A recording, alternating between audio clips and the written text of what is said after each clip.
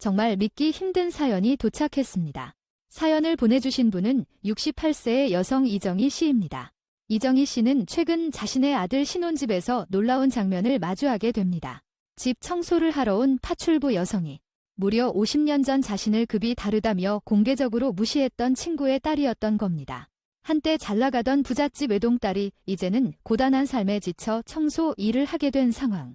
하지만 더 놀라운 건 이 파출부가 이정희 씨의 아들과 무언가 얽혀있다는 사실이었습니다. 이정희 씨는 말없이 서랍을 열어 한 장의 봉투를 꺼냈다고 합니다. 그 안엔 도저히 상상도 못할 진실이 담겨 있었죠. 오늘 차별과 상처, 그리고 세월이 만들어낸 놀라운 인생의 반전 이야기를 전해드립니다. 사연을 끝까지 들어보시고 여러분의 생각과 의견도 댓글로 남겨주세요. 정말 믿기 힘든 사연이 도착했습니다. 사연을 보내주신 분은 68세의 여성 이정희 씨입니다. 이정희 씨는 최근 자신의 아들 신혼집에서 놀라운 장면을 마주하게 됩니다. 집 청소를 하러 온 안녕하세요. 저는 올해로 68이 된 이정희입니다. 한때는 남들에게 식모딸이라 불리며 손가락질 받던 그 소녀가 이제는 전국 80개 프랜차이즈를 거느린 사업가가 되었습니다. 평생을 가정과 일터를 오가며 열심히 살아온 평범한 어머니지만 제가 오늘 전할 이야기는 아마 여러분의 가슴에도 큰 파장을 남길지 모르겠습니다. 그것은 바로 인생의 아이러니한 반전에 관한 이야기입니다. 봄비가 내리던 지난달 제 아들 민준이 결혼을 하게 되면서 저는 새 며느리를 맞이할 준비로 바쁜 날들을 보냈습니다. 사랑하는 아들이 택한 사람인 만큼 저는 최선을 다해 따뜻하게 맞이하려 했고 신혼집 인테리어부터 작은 살림살이까지 하나하나 정성을 쏟았습니다. 수십 년 동안 일구어온 제 사업의 성공이 빛을 발하는 순간이었죠. 한때는 꿈도 꾸지 못했던 고급 아파트에 아들 부부를 살게 해줄 수 있다는 것이 얼마나 뿌듯했는지 모릅니다. 어머니, 이런 거 안 사주셔도 되는데. 민준이가 미안한 듯 말할 때마다 저는 손사래를 쳤습니다. 내 아버지가 살아계셨으면 얼마나 좋아하셨을까. 엄마가 못해준 게 많아서 이제라도 해주고 싶은 거야. 그렇게 결혼식을 화려하게 마친 후 며느리와 아들은 하와이로 신혼여행을 떠났고 저는 당분간 그 집을 봐주기로 했습니다. 새 집에는 아직 손볼 곳이 많았거든요. 그래서 제가 평소 거래하는 홈클리닝 업체에 청소를 맡겼습니다. 그렇게 어느 평범한 오후 햇살이 따뜻하게 비치는 거실에서 커피를 마시고 있는데 초인종이 울렸습니다. 신혼집 청소를 도와주러 오겠다는 가사 도우미가 약속된 시간에 찾아온 것이었습니다. 안녕하세요. 오늘 청소 예약하신. 현관문이 열리고 들어선 그 여인의 얼굴을 보는 순간 제 손에서 들고 있던 커피잔이 덜컹 흔들리며 뜨거운 액체가 손등 위로 쏟아질 뻔했습니다. 심장이 터질 듯이 뛰었습니다. 그 여인은 다름 아닌 제 초등학교 동창 윤자영의 딸이었습니다. 그 얼굴은 너무나 닮아 있었습니다. 한눈에 알아볼 수 있을 정도로요. 제가 어릴 적 넌 식모딸이잖아. 우리랑 급이 달라라며 저를 모욕했던 그 친구, 그 자영이의 외동딸이 지금 제 아들 집 바닥을 닦겠다고 서 있는 겁니다. 운명이란 것이 이토록 아이러니할 수가 있을까요? 순간 숨이 멎는 것 같았습니다. 들어오세요. 저는 최대한 침착하게 그녀를 안으로 안내했습니다. 그녀는 저를 알아보지 못한 듯 고개를 숙이고 구석진 곳에서 조심스럽게 청소 도구를 꺼냈습니다. 흰 장갑을 끼고 조심스럽게 먼지를 닦는 그녀의 모습이 낯설지 않았습니다. 그건 바로 50년 전 제 어머니의 모습이었으니까요. 하지만 저는 단번에 알아보았습니다. 그 얼굴, 그 눈빛, 그리고 어릴 적 자주 보았던 그 미간 주름까지도. 눈가의 주름은 늘었어도 콧날의 선은 그대로였습니다. 자영이가 항상 자랑스러워하던 그 오똑한 콧날이요. 그 순간 제 속에서 50년 전의 기억들이 마치 폭풍처럼 밀려들기 시작했습니다. 모욕당했던 운동장, 도시락통에 일부러 쏟아부은 간장, 친구들 앞에서 울음을 삼켰던 그날들, 그리고 자영이의 차가운 웃음소리까지도. 정희야, 우리 집에 놀러 올 수 없어. 엄마가 내가 오면 집안에 안 좋은 기운이 든다고 하셨거든. 그 말을 들었을 때 느꼈던 가슴속 찌르는 아픔이 50년이 지난 지금도 생생하게 떠올랐습니다. 마치 어제 일처럼요. 제 손끝이 미세하게 떨리기 시작했습니다. 물 한 잔 드릴까요? 그녀가 고개를 들었을 때 저는 가장 우아한 미소를 지었습니다. 그녀는 황급히 고개를 저었습니다. 아닙니다. 일해야 해서요. 그렇게 그녀는 묵묵히 청소를 시작했습니다. 고급스러운 대리석 바닥을 닦고 수입 가구를 조심스레 먼지 털고 유리창을 반짝반짝 닦아내는 모습을 지켜보며 저는 가만히 소파에 앉아 있었습니다. 한때 나를 내려다보던 그 아이의 딸이 이제는 나를 올려다보며 일하고 있다는 사실에 묘한 감정이 밀려왔습니다. 그리고 저는 결심했습니다. 지금 이 상황을 그냥 지나치지 않겠다고. 이건 우연이 아니라 필연이었습니다. 50년 동안 기다려온 순간이었습니다. 실례지만 성함이 어떻게 되세요? 제가 물었을 때 그녀는 잠시 손을 멈추고 고개를 들었습니다. 윤서희라고 합니다. 그 순간 확신이 들었습니다. 그녀는 분명 자영이의 딸이었습니다. 그렇게 저는 조용히 방으로 들어가 서랍을 열고 수십 년간 꺼내지 않았던 그 봉투를 꺼냈습니다. 이 봉투 안에는 제가 이 순간을 위해 준비해온 마지막 카드가 담겨 있었습니다. 손가락으로 봉투의 모서리를 어루만지며 제 가슴 속에서는 묘한 감정이 일었습니다. 분노, 복수심, 통쾌함, 아니면 그저 진실을 밝히고 싶은 갈망? 어쩌면 그 모든 것이 뒤섞인 감정이었을지도 모릅니다. 그리고 저는 거실로 돌아갔습니다. 50년간의 기다림이 드디어 끝나는 순간이었습니다. 그날의 기억은 아직도 생생합니다. 비 내리던 국민학교 3학년 운동회 날, 저는 교실 구석에 자리를 잡고 도시락 뚜껑을 조심스럽게 열고 있었습니다. 철제 도시락통에서 나는 김 냄새가 교실 안에 살짝 퍼졌습니다. 엄마가 새벽부터 정성껏 싸준 김치 하나, 계란 반쪽, 고봉밥이 전부였지요. 다른 아이들의 도시락에는 소시지, 햄, 유부초밥, 멸치조림 같은 반찬들이 가득했습니다.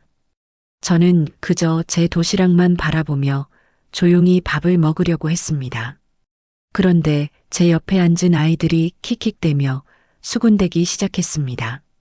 처음엔 무시하려 했지만 점점 목소리가 커지더니 결국 온 교실이 들을 수 있을 정도가 되었습니다. 야, 쟤네 엄마 식모잖아. 냄새나겠다. 어휴, 우리랑 급이 달라. 정이 옆에 앉지마, 더러워. 웃음소리가 꽃잎처럼 흩날렸습니다. 하지만 그 웃음은 칼날처럼 제 가슴을 베어냈습니다. 그리고 그 말의 주인공은 바로 제 단짝이라 믿었던 윤자영이었습니다. 자영이는 제 도시락을 손가락으로 가리키며 다른 친구들에게 크게 말했습니다. 얘네 엄마가 우리 집 변소 청소하러 오는 아줌마야. 엄마가 그러는데 정인애는 우리랑 같은 사람이 아니래. 그 순간 교실이 핑 돌았습니다. 머리가 어지러웠고 귀에서는 이상한 소리가 들렸습니다. 제 두 뺨이 화끈거렸고 눈에서는 뜨거운 것이 흘러내리기 시작했습니다. 그날 처음으로 사람들 앞에서 얼굴이 화끈거릴 정도의 수치심을 느꼈습니다. 하지만 그게 전부가 아니었습니다. 자영이는 소리내어 웃으며 제 도시락에 물을 쏟았습니다. 흰 쌀밥 위로 탁한 물이 쏟아지는 순간 저는 무언가가 끊어지는 소리를 들었습니다. 그건 아마도 제 마음이었을 겁니다. 야, 정이야. 미안해, 실수했어. 자영이의 거짓된 사과와 함께 교실은 웃음바다가 되었습니다.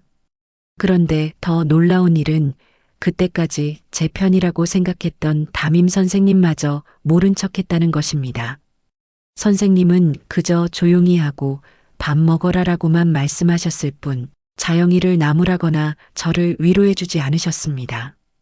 그 뒤로 자영이는 저를 철저히 피했고 친구들 사이에서도 저는 급이 다른 아이가 되어 있었습니다. 점심시간이면 늘 혼자 먹었고 조별활동 때면 항상 마지막까지 남았습니다. 그러다 어느 선생님의 강제 지목으로 겨우 팀에 끼게 되곤 했죠. 한 번은 학교 청소날 자영이와 같은 팀이 된 적이 있었습니다. 자영이는 교실 한가운데 서서 명령만 내렸습니다. 정희야, 너는 화장실 청소해. 너네 엄마가 하는 일이니까 너도 잘하겠지? 그 말에 다른 아이들은 키득거렸고 저는 아무 말 없이 걸레를 들고 화장실로 향했습니다. 그날 저는 화장실 구석에서 소리 없이 울었습니다. 하지만 집에 돌아가면 달랐습니다. 엄마는 늘 말했습니다. 정희야, 사람 값은 돈이 아니라 마음으로 매겨지는 거란다. 내가 지금은 이해 못하겠지만 세상에는 진짜 부자와 가짜 부자가 있어. 진짜 부자는 마음이 부자인 사람이고 가짜 부자는 지갑만 부자인 사람이야. 엄마의 말씀이 그때는 그저 위로로만 들렸습니다. 왜냐하면 세상은 그렇게 말하지 않았으니까요. 학교에서는 부잣집 자식들이 더 예쁘고 더 당당했고 더 많이 가졌습니다. 선생님들도 그런 아이들에게 더 친절했고 더 많은 기회를 주었습니다. 그렇게 어린 마음에 저는 스스로를 숨기며 살았습니다. 옷은 남의 옷으로 물려 입었고 점심은 급식을 기다렸습니다. 새 학용품은 명절에만 살 수 있었고 소풍 때 준비물은 항상 최소한으로만 챙겼습니다. 동네 놀이터에 가면 아이들이 저를 보고 자리를 피했고 길을 가다 마주치면 고개를 돌렸습니다. 그럴 때마다 가슴이 찢어지는 듯한 아픔을 느꼈지만 단 한 번도 울지 않았습니다. 적어도 그들 앞에서는요. 밤이면 이불 속에서 작은 소리로 다짐했습니다. 나중에 꼭 보여줄 거야. 나도 할 수 있다는 걸 나중에 꼭 보여줄 거야. 그 작은 다짐이 제 어린 가슴에 불씨를 지폈고 그 불씨는 50년이 지난 지금까지도 꺼지지 않고 타오르고 있습니다. 중학교에 진학했을 때 자영이는 다른 학교로 갔습니다. 그래서 잠시나마 편안한 학창 시절을 보낼 수 있었지만 제 마음 한구석에는 항상 그날의 기억이 자리하고 있었습니다. 그리고 가끔 거리에서 시장에서 자영이를 마주칠 때면 심장이 쿵쿵 뛰었습니다. 자영이는 늘 예쁜 옷을 입고 반짝이는 머리핀을 하고 다녔습니다. 그리고 저를 볼 때면 미소 한 번 없이 그저 지나쳤습니다. 고등학교 졸업 후 저는 곧바로 일을 시작했습니다. 대학은 꿈도 꿀 수 없었으니까요. 엄마가 아프셨고 생계를 이어가기 위해서는 제가 일을 해야 했습니다. 그때 들었던 소식은 자영이가 서울의 명문대에 입학했다는 것이었습니다. 그 소식을 들었을 때 제 마음은 복잡했습니다. 부러움, 질투, 그리고 분노가 뒤섞였습니다. 하지만 그 복잡한 감정들 속에서도 한 가지 확실한 것이 있었습니다. 나도 할 수 있다. 그리고 결국 그렇게 살았습니다. 제 가슴 속에 심어진 그 작은 불씨는 점점 커져 거대한 불꽃이 되었고 그 불꽃은 제 인생을 비추는 등불이 되었습니다.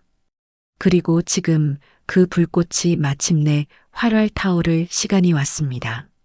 20살이 되던 해 꽃샘 추위가 매서운 3월의 어느 날이었습니다. 저는 어깨가 처진 낡은 코트를 입고 한 김밥 가게 앞에 서 있었습니다. 구인 구직 쪽지가 붙어 있던 그 작은 가게 앞에서 한참을 망설였습니다. 손톱이 다 닳도록 긁어모은 용기를 끌어모아 문을 열었을 때 주인 아주머니는 의심스러운 눈빛으로 저를 위아래로 훑어보았습니다. 경험 있어요?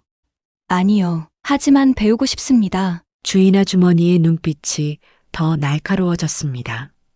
일 힘들어. 새벽에 나와서 밤늦게 끝나. 그래도 괜찮아? 저는 망설임 없이 고개를 끄덕였습니다. 그렇게 저는 한 김밥 가게에서 아르바이트를 시작했습니다. 손이 느리고 서툴렀지만 정직하고 성실했습니다. 새벽 4시에 일어나 밥을 짓고 김을 굽고 계란을 부쳤습니다. 비가 오나 눈이 오나 빠진 적이 없었습니다. 처음엔 주인 아주머니의 호통이 귓가에서 떠나지 않았습니다. 이거 뭐야?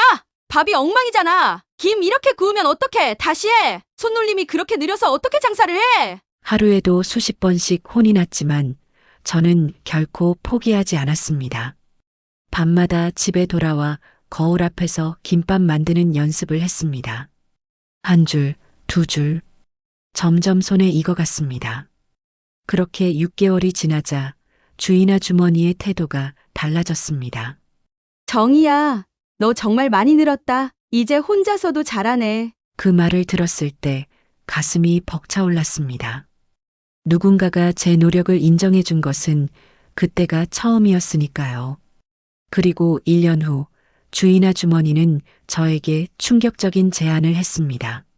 정이야, 내가 나이가 들어서 그런데 이 가게 내가 맡아볼래? 그렇게 저는 22살의 나이에 작은 김밥 가게의 주인이 되었습니다. 그해 저는 평범한 은행원이었던 민호 씨를 만나 결혼했고 이듬해 딸 수연이를 낳았습니다. 행복한 시간이었습니다. 가게는 점점 번창했고 가정도 평화로웠습니다. 하지만 인생은 그렇게 순탄하게 흘러가지 않았습니다. 수연이가 3살이 되던 해 민호 씨가 갑작스러운 심장마비로 세상을 떠났습니다. 그날 밤 저는 수연이를 재우고 혼자 화장실에서 소리 없이 울었습니다. 하지만 다음 날 아침 저는 평소처럼 새벽 4시에 일어나 가게 문을 열었습니다. 눈물을 흘릴 시간이 없었습니다. 제게는 지켜야 할 딸이 있었으니까요. 가게는 더 바빠졌고 저는 더 열심히 일했습니다. 남편이 남긴 빚을 갚기 위해 하루에 16시간씩 일했고 쉬는 날이라곤 한 달에 하루뿐이었습니다.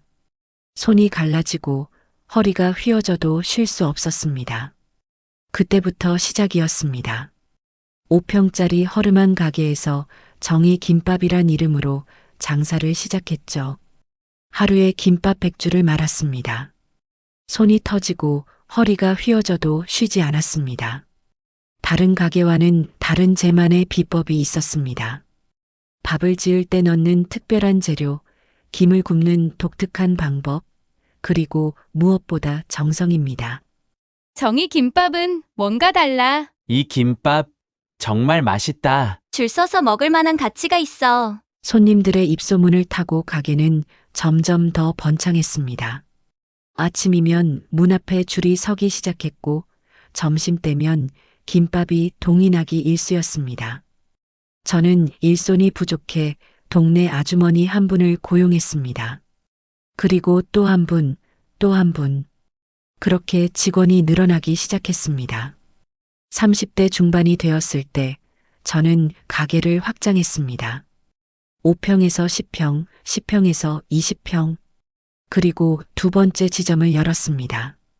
그때 우연한 기회로 지역 방송에 제 가게가 소개되었습니다.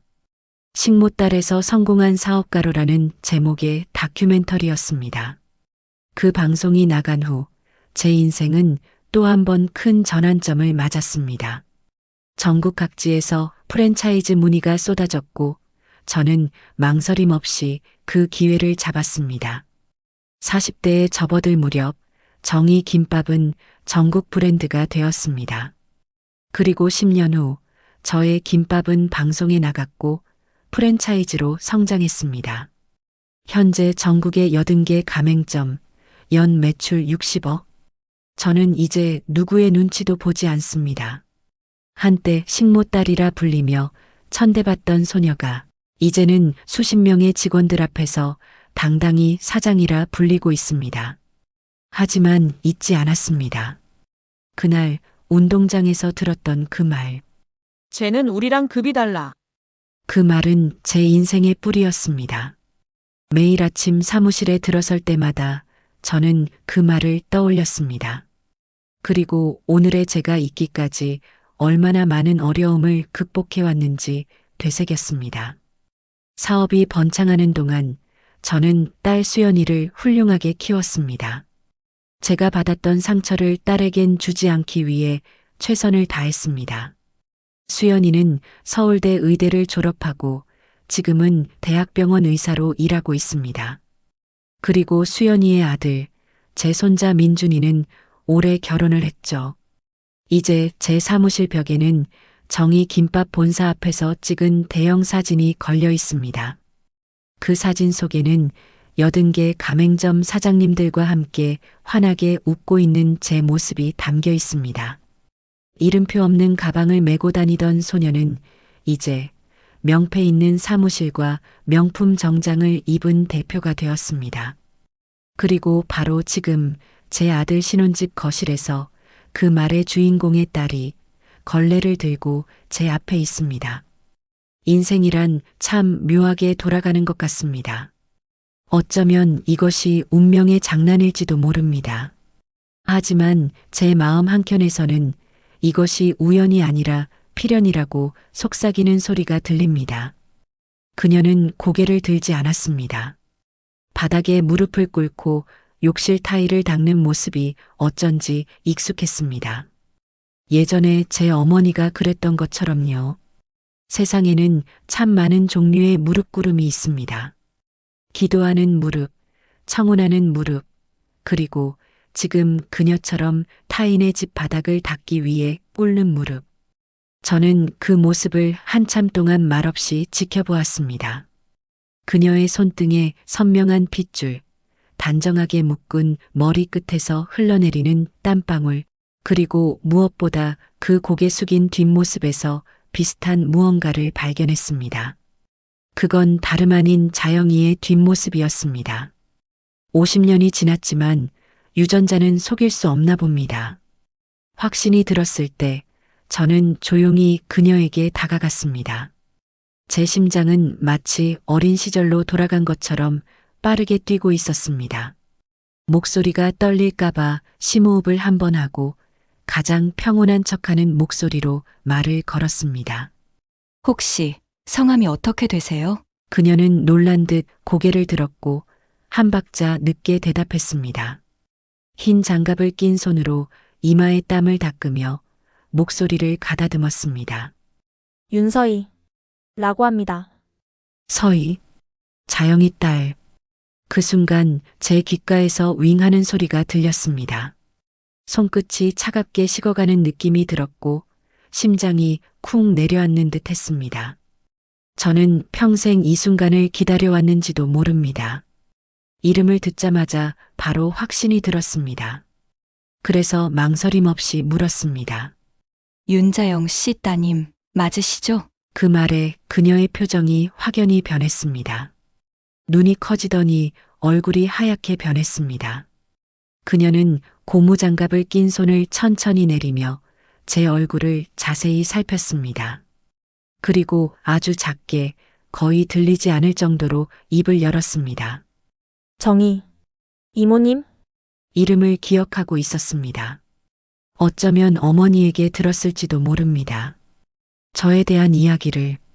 아마도 좋은 이야기는 아니었겠죠. 그 생각을 하니 가슴 한구석이 묘하게 아려왔습니다.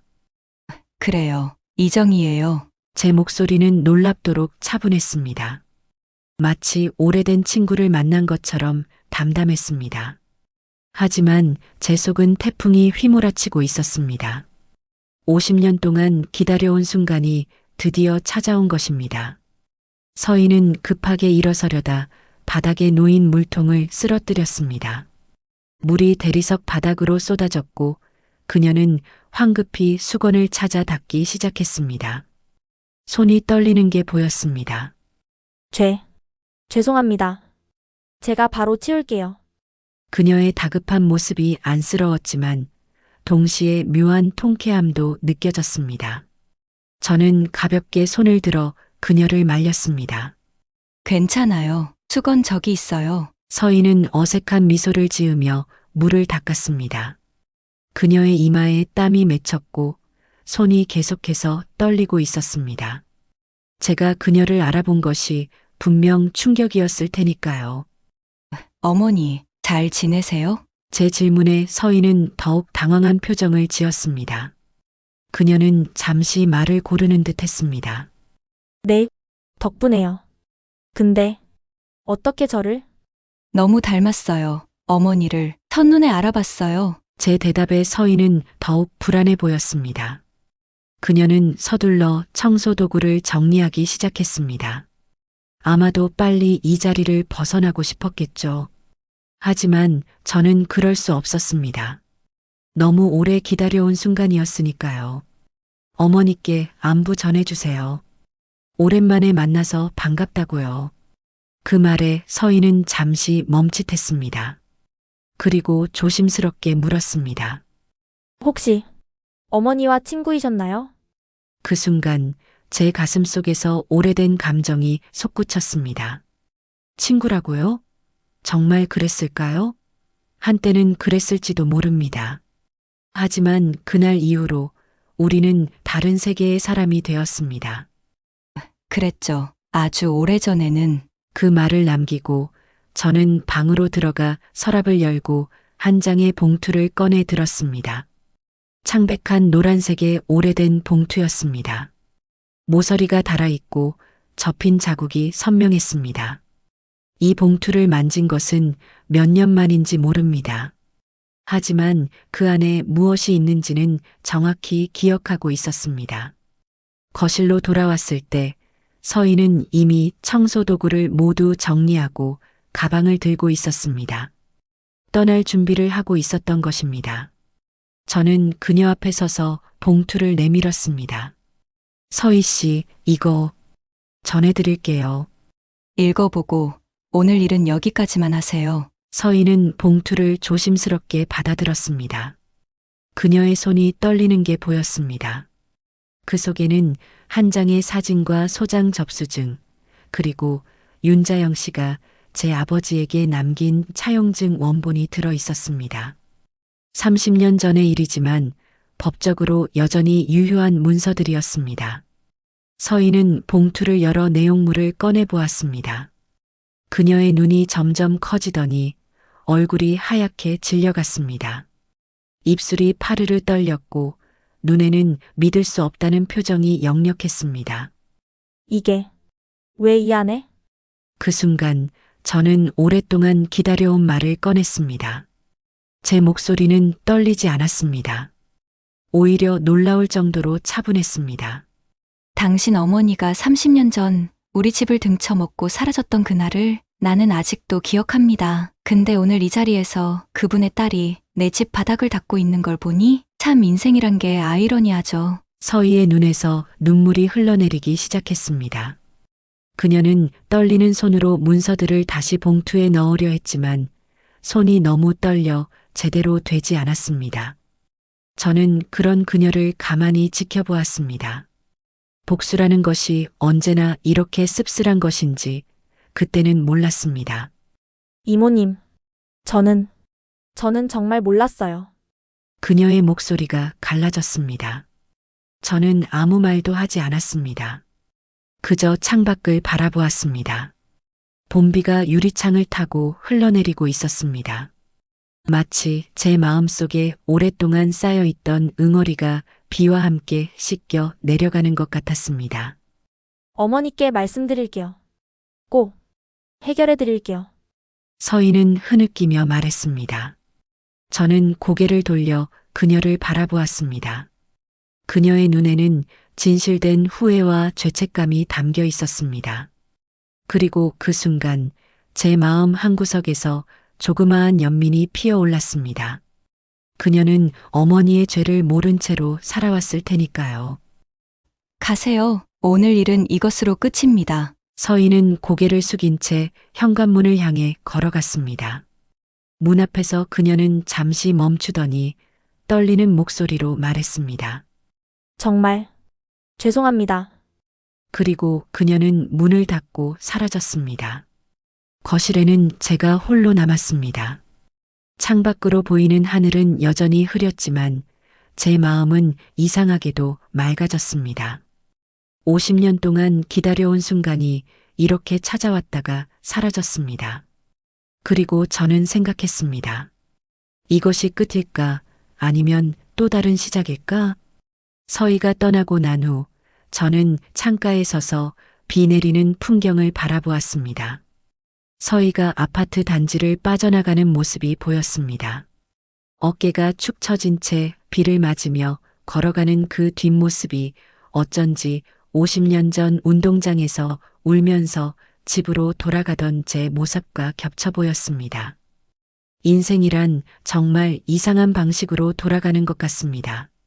그로부터 정확히 3일 후 제 사무실로 한 통의 전화가 걸려왔습니다. 이정희 대표님 되시나요? 낯선 남자 목소리였습니다. 저는 담담하게 대답했습니다. 네, 맞습니다. 누구신지요? 저는 윤자영 씨의 변호사입니다. 윤 씨가 대표님을 만나고 싶어 하는데 가능하실까요? 순간 숨이 멎는 듯 했습니다. 50년 만에 재회라니.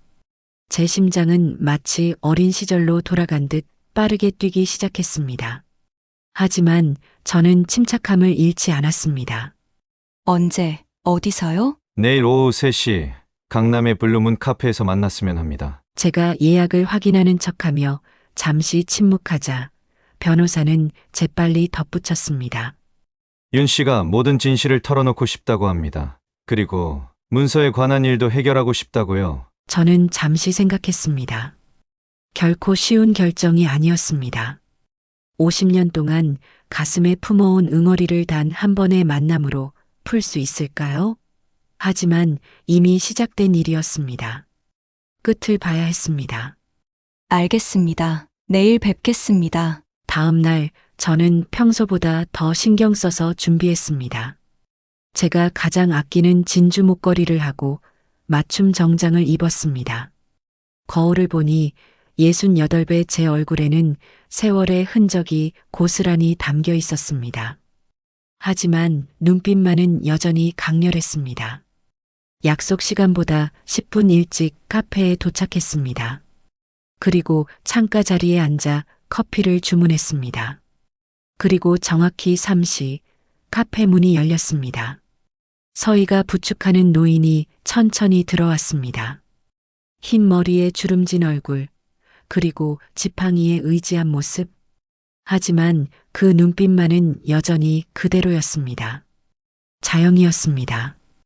50년 만에 만난 자영이. 서희가 자영이를 제 테이블로 안내했습니다.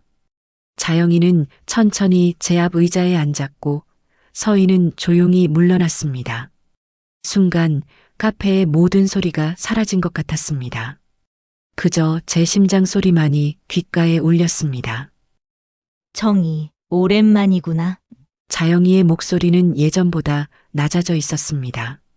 하지만 여전히 그 특유의 어조를 간직하고 있었습니다. 그래, 자영아, 정말 오랜만이야. 우리는 잠시 말없이 서로를 바라보았습니다. 50년이라는 세월이 우리 사이에 놓여 있었습니다. 그리고 그 세월만큼이나 무거운 침묵이. 저희에게 들었어. 내가 전공했다고. 자영이의 눈에 이상한 빛이 스쳤습니다. 그 눈빛에는 부러움과 회한, 그리고 무언가 더 깊은 감정이 담겨 있었습니다. 저는 미소를 지었습니다. 승리자의 미소였을까요? 아니면 그저 지친 여행자의 미소였을까요? 그래, 열심히 살았어. 자영이는 떨리는 손으로 가방에서 봉투를 꺼냈습니다. 서희에게 줬던 그 봉투였습니다. 세월의 때가 묻은 그 봉투를 보니 갑자기 가슴이 먹먹해졌습니다. 이거 내가 정말 몰랐었어. 아버지가 그런 일을 저질렀다는 거. 제가 아무 말도 하지 않자 자영이는 계속해서 말을 이었습니다. 그녀의 목소리는 점점 떨려왔습니다. 우리 아버지가 너희 아버지에게 돈을 빌렸다는 건 알고 있었어. 하지만 그 돈으로 우리 집을 산 것까지는 몰랐어. 그리고 그 후에 아버지가 너희 가족을 피해 이사했던 것도. 서인은 조용히 바닥에 주저앉았습니다. 그녀의 손에서 봉투가 떨어졌고 그 안의 서류들이 바람에 흩날렸습니다. 차용증, 소장 접수증, 채무 불이행 판결문. 전부 법적으로 유효한 문서였습니다. 그 중에는 자영이 아버지가 사인한 각서도 있었습니다. 서인은 말없이 문서를 주워들며 떨리는 목소리로 말했습니다. 정말 어머니가 이런 짓을 하신 건가요?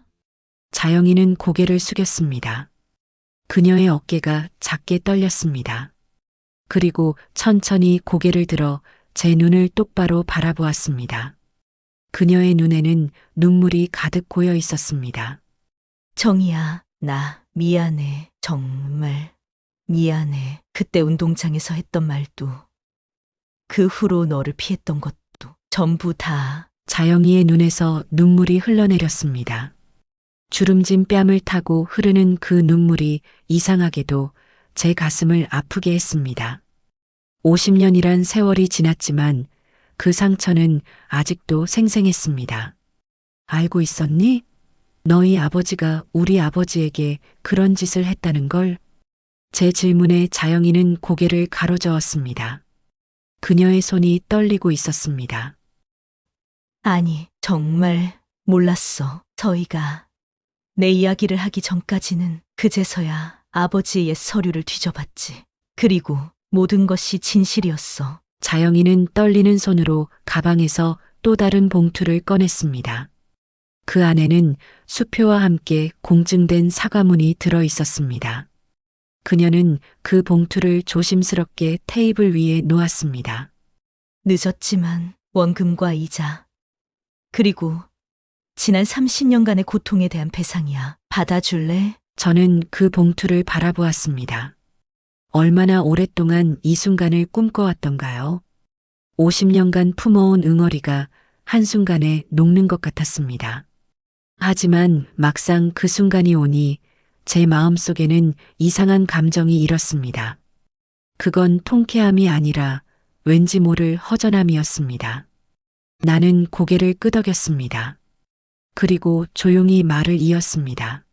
서희 씨, 나는 당신을 원망하지 않아요. 그건 당신의 몫이 아니니까. 하지만 기억해요. 사람 위에 사람 없고 사람 아래 사람 없습니다. 자영이는 제 손을 잡았습니다. 주름지고 얼룩진 그 손이 50년 전 학교 운동장에서 제 손을 잡았던 그 어린 소녀의 손과 같았습니다. 시간은 흘렀지만 어쩌면 우리는 여전히 그때의 그 소녀들인지도 모릅니다. 정이야, 우리 다시 시작할 수 있을까? 그녀는 울기 시작했습니다. 작은 흐느낌에서 시작된 울음은 점점 커져 그녀의 어깨를 흔들었습니다. 저는 그런 그녀의 어깨를 가만히 토닥였습니다. 50년의 세월이 한순간에 무너져 내리는 것 같았습니다. 나는 자리를 박차고 나가지 않았습니다. 그저 말없이 창밖을 바라봤습니다. 햇살이 내리쬐던 거리, 50년 전 운동장에서 들었던 말이 떠올랐습니다. 쟤는 우리랑 급이 달라. 그 말이 이제는 세상을 뒤집어 엎은 한 여자의 인생을 설명해주는 문장이 되었습니다. 그리고 그 문장의 의미가 완전히 달라졌습니다. 이제 그건 차별이 아니라 성공과 극복의 상징이 되었으니까요. 일주일 후 저는 자영이를 제 본사 사무실로 초대했습니다. 서희도 함께였습니다. 저는 그들에게 정의 김밥의 역사와 성장 과정을 들려주었습니다. 자영이는 제 이야기를 들으며 여러 번 눈물을 훔쳤습니다. 정이야, 내가 이렇게 대단한 사람이 될 줄 몰랐어. 저는 웃으며 대답했습니다. 고마워, 자영아. 사실 내가 한 그 말이 내게는 평생의 원동력이 됐어. 쟤는 우리랑 급이 달라. 그 말을 증명하기 위해 여기까지 왔으니까. 그날 저녁 저는 제 딸 수연에게 말했습니다. 사람을 판단할 땐 그 사람의 신발을 벗기지 말고 그 사람의 발걸음을 보렴. 수연은 고개를 끄덕였습니다. 나는 다시 조용히 봉투를 봉했습니다. 이제 이건 끝이 아니라 또 하나의 시작이 될 테니까요. 50년 동안 풀지 못했던 매듭을 풀고 새로운 관계를 시작할 준비가 되어 있었습니다. 인생은 참 이상하게 흘러갑니다. 제가 가장 아팠던 순간의 기억이 제 인생에서 가장 큰 성공의 씨앗이 되었으니까요. 어쩌면 우리 모두의 인생에는 그런 순간들이 있는지도 모릅니다. 누군가에게 상처받은 순간, 무너질 것 같았던 순간, 포기하고 싶었던 순간, 그 순간들이 나중에는 가장 빛나는 성공의 발판이 될 수 있습니다. 오늘 제 이야기가 여러분께 작은 위로와 용기가 되었기를 바랍니다. 여러분도 언젠가는 그 아픔을 딛고 일어서서 쟤는 우리랑 급이 달라라는 말의 의미를 완전히 뒤집어 놓는 순간을 맞이하게 될 것입니다. 그날까지 포기하지 마세요. 저처럼 인생을 뒤집어 놓을 그날까지. 여러분, 이정희 할머니의 인생 역전 이야기는 어떠셨나요? 50년 전의 상처가 오늘날의 통쾌한 만남으로 이어지는 이 드라마틱한 이야기를 통해 우리는 인생의 아이러니함과 시간이 가져다주는 놀라운 변화를 느낄 수 있었습니다.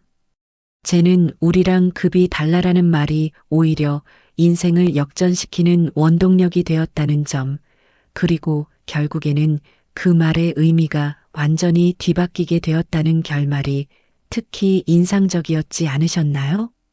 여러분의 삶에도 누군가의 무심한 말 한마디가 깊은 상처를 남겼을지 모릅니다.